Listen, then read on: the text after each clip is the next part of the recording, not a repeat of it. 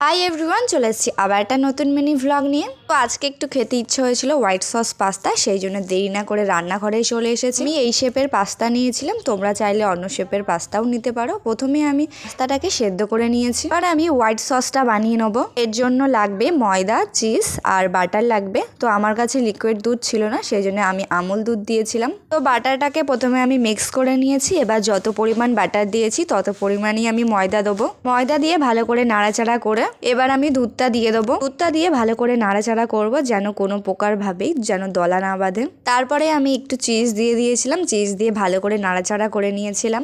এরপরে সসটাকে লাবিয়ে দিয়েছিলাম, তারপর কড়াইয়ের মধ্যে বাটার আর সাদা তেল দিয়ে দিয়েছিলাম। তারপরে পেঁয়াজ কুচি দিয়ে দিয়েছিলাম, তার সঙ্গে দিয়ে দিয়েছিলাম রসুন কুচি। এবার স্বাদ মতো লবণ দিয়ে দিয়েছিলাম, তার সঙ্গে দিয়ে দিয়েছিলাম ব্ল্যাক পেপার।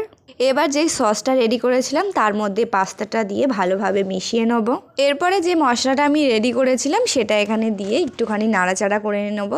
এরপরে একটু চিজ দিয়ে নাড়াচাড়া করলেই রেডি হয়ে গেছে আমাদের হোয়াইট সস পাস্তা। তো দেখতে তো বেশ ভালোই লাগছে, এবার দেখি খেতে কেমন হয়েছে। খেতেও খুব ভালো হয়েছে, আমিও বানিয়েছি বলে বলবো না, কিন্তু সত্যিই ভালো হয়েছিল খেতে। দেখা হচ্ছে পরের ভিডিওতে, টাটা।